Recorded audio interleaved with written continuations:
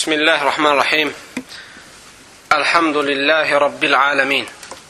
Vessalatu vesselamu ala nebiyyina Muhammedil emin. Ve ala alihi ve ashabihi ve men tebi'ahum bi ihsanin ila yevmiddin ve ba'd. Aziz qardaşlarım, elmi faydalar dərsimiz yenə davam etməkdədir. İndiki dərsimiz də inşallah odur ki, bayaq keçdiyimiz şeytanın insana olan 6 yolundan idi. Keçən dərsimiz insana hücum etdiyi yollar idi. Yəni şeytan hücum edənətən necə müqavimət göstərməliyik, onu anlatırdı o dərslər. Yəni hücum edənə kimi hücum etmək istədiyi zaman onu necə qarşılayırıq. İndi isə əgər hücum edibsə onu necə qovuruq, ondan danışacaq. Şeytanı qovmağın səbəbləri. Şeytanı qovub dəf eləməyin səbəbləri. Necə qova bilərik? Birinci, şeytanı evdən qovmaq istəsək, yaşadığımız evdən əgər istəsək ki, şeytan qovulsun, evdə yaşamasın, necə edə bilərik? Burada bir fayda var ki, insanlar yaşayan yerlərdə ehtimal var ki, şeytanlar da yaşasın. Sən yaşayırsan evində, ola bilsin ki, evinizdə şeytanlar da var. Yaşayırlar. Əgər evdəki şeytanları qovmaq istəsək, onun səbəblərindən birincisi, evdə Bəqara surəsini oxumaq. Aleykümselam.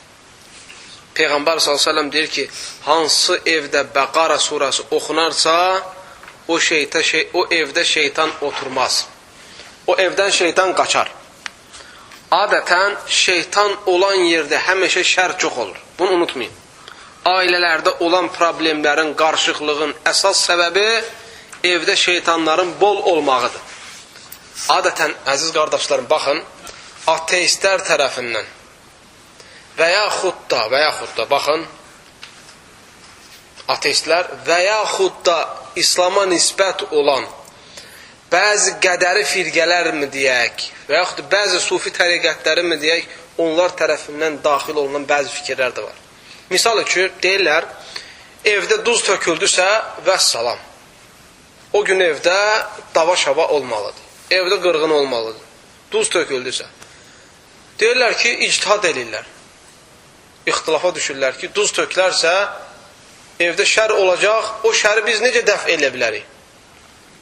İxtilaf edirlər. Bəzilər deyir ki, su töksək, onu dava-şava əyniçəcək. O birisilər deyir, siz düz demirsiniz. Üstə onu gələk pesok, şəkər tökəsən. Hamısı batildir bunların.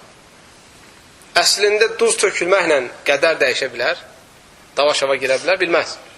Sadəcə bunu insanlar şeytanı unudub da bəzi maddi şeylərə qapansınlar deyə ortaya salınır. Və yaxud da deyirlər ki, evdə bıçaq belə durarsa arxası üstə, bunu belə qoymaq olmaz, bıçağı belə qoymaq lazımdır. Ona görə ki, əgər bıçaq belə qoyuldusa, onda ya evdə adam kəsiləcək, ya malın hası kəsiləcək. Bıçağı belə qoymaq lazımdır. La havlə və la quvvətə illə billah. Onda belə bir şey çıxır ha. Tutaq ki, onların əqidəsinə görə. Tutaq bir adamın önündə istəyirsən boğuş ola, aparıb bir başqa duzu içəri töküb qaçırsan orada. Vəssalam, qırğın başlayır orada. Ya aparıb bıçağı belə qoyursan, qaçırsan, yersin. Əla fikirdir. Amma bu, insan Allaha inanmayandan sonra, Allaha təvəkkül eləməyəndən sonra, əqidəsi sağlam olmayandan sonra insan daima müsibətlər də yaşayır, sıxıntılar da yaşayır. Ona görə baxın, bu molla Koyxanın yanına gedən insanlar var. Münasibətə görə deyirəm. Gedirlər mollanın yanına, ya bilici deyirlər, ya falçı deyirlər, nəsə gibi cadukarın yanına gedirlər. Deyirlər ki, bizə kitab açıq ilə, bizim başımıza gələn müsibətlərdən xəbər ver. O da kitab açır, Bismillahirrahmanirrahim. Bay, sən bilsən başımda nələr var? Sən deyir, 20 yaşına kimi qaranlığın var. Qaranlığın var, yəni ki, sən ölüm gözləyir. Neynəylə? Tez sadaqa verginə. Harada o sadaqa? Onların büdcəsi var. Filan ziyarata, filan kasıya get orada sadaqasan. Və tez xoruz toğuq verginə. Kimə ver? Apar ya filan ziyarata, filan pirə ya da filan yerə apar buraq günə. Kimdir o? Kiməndir o biznes? Hamısı ona qaydır. Bu qaranlığı necə dəf eləmək olar? Evində tez mövlüd eləylə. Kimdir bu mövlüd eləyən? Yəni özləridir. Bu qurulmuş bir biznesdir bu. Və bu miskin insan gedir onun yanına bir müsibət, qaranlığın var deyir, 2 müsibət, canından sıxıntı həysi olmur. 3-cü müsibət də o yemək içmək hamısını gərək eləsin, mövlüd eləsin, nəzir salsın, qurban kəssin. Müsibətin üstə müsibət gəlir. Əgər insanın əqidəsi sağlam olarsa, Allaha inamı doğru olarsa, insan vəhyə gözəl şəkildə sarınarsa, bu dərddən, qəmdən hamısından rahatlıqla qutara bilir. İnnəl insənə li rabbihi ləkanud. İnsan həqiqətən Rəbbisinə qarşı nankördür. Deməli, əgər evdən şeytanın qovulmasını istəyiriksə, onda o zaman səbəblərdən biri evdə Baqara surəsini oxumaqdır. Burada özəlliklə bir fayda var ki, müsəlmanlar çalışmalıdır Quran oxumağı öyrənməyə. Kaset qoymaq kifayət eləmir. Çünki niyyət lazımdır. Kasetdə niyyət yoxdur. Niyyət etməlisən ki, yəni ki, inşallah bunu oxumağınla həm sünnəni tətbiq edirsən, həm də şeytanın qovulması səbəb olursan. Ona görə bu münasibətlə deyirəm ki, hər bir müsəlman qadın və kişi çalışmalıdır və heç səhlənkarlığa yol verməməlidir Quran öyrənmək məsələsində. Peyğəmbər s.ə.v buyurur, xayrukum mən təalləməl Qur'an və alləmə. Osman ibn Affan radiyallahu anh hədisində. Sizin ən xeyirliniz Quran-ı Kərimi öyrənən və onu başqalarına öyrətəninizdir. Həmçinin şeytanı qovmağın səbəblərindən yuxuda. Əgər bir insan istəyərsə ki, yuxusunda ona şeytan zərər verməsin, yuxusunda insanı gəlib vəsvəsə verməsin, onda o zaman onu yuxudan qovmaq üçün yatmazdan qabaq Ayətəl Kürsünü oxumaq. Baqara surəsinin 255-ci ayəsini. Kim Ayətəl Kürsünü yatmazdan qabaq oxuyarsa, səhər açılana kimi Allah Teala onu qoruyar. Bütün pisliklərdən, özəlliklə də şeytanın şərrindən. Əgər qəzəbləndiyin zaman, əsəbləşdiyin zaman şeytanın şərrindən qorunmaq istəyirsənsə, şeytanı qovmaq istəyirsənsə, şeytanın sənin üzərinə musallat olmağından canını qurtarmaq istəyirsənsə, qəzəbləndiyin zaman Əuzu billahi minəşşeytanirracim deyinən. Peyğəmbər s.ə.v bir kişinin qəzəbləndiyini görür və deyir ki, nəfsim əlində olan Allaha and olsun ki, əgər o bu anı Əuzu billahi minəşşeytanirracim desə, hal-hazırdakı durumu dəyişər. Yəni, o qəzəb ondan çıxıb gedər. Adətən insan qəzəbləndiyi zaman təhəmmül eləyə bilmir Əuzu billahi minəşşeytanirracim deməyə. Və bəzən tövsiyə eləndə də görürsən ki, deyir, amma belə istəməyədən. Belə olmamalıdır. İnsan həqiqətən dərk eləyərək mənasını qovulanmış şeytanın, daşlanmış şeytanın şərrindən Allaha sığınıram deməlidir. Və burada onu deməklə bərabər sünnədə gələn bəzi hərəkətləri də tətbiq eləməlidir. Məsələ, oturubsa qalxır, qalxıbsa oturur.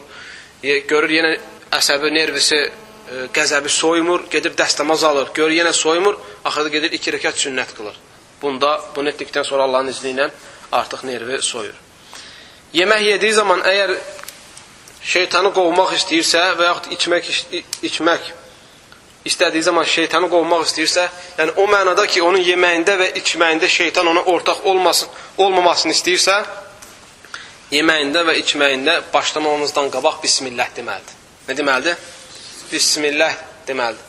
Yəni, Bismillah dedinsə yemək başlayanda artıq şeytan sənin boğazına ortaq ola bilmir. Sən yediyin yeməkdən yeyə bilmir. Məhrum olur. Suyu içəndə Bismillah dedinsə və yaxud halal olan içkiyi içəndə Bismillah dedinsə, onda o zaman şeytan sənin içkinə ortaq ola bilmir. Həm ac qalır sənin yanında, həm də susuz qalır sənin yanında. Ona görə kimlər istəyir şeytanı kökəltmək, onda belədir. Bismillah yeyib içəndə, Bismillah deməyən insanların şeytanları kök olur. Mənası budur. Əgər istəyirsənsə ki, evə girdikdə şeytan sənin evinə daxil olmasın, evə girdiyin zaman qapıyı açanda Bismillah de elə gir. Yol qapısını deyil, ev qapısını. Peyğəmbər s.ə.v bunu deyir ki, evə girdikdə qapını Bismillah ilə açın, Bismillah ilə örtün. Çünki Bismillah deyib örtülən qapıya şeytan girə bilməz. Adətən şeytan girmək aynadan da girə bilir, divardan da girə bilir, qapıdan da girə bilir. Amma sən girdiyin yerdən Bismillah deyib girərsənsə, onda hər tərəfdən ona girmək qadağan olur. Hədisin mənası budur.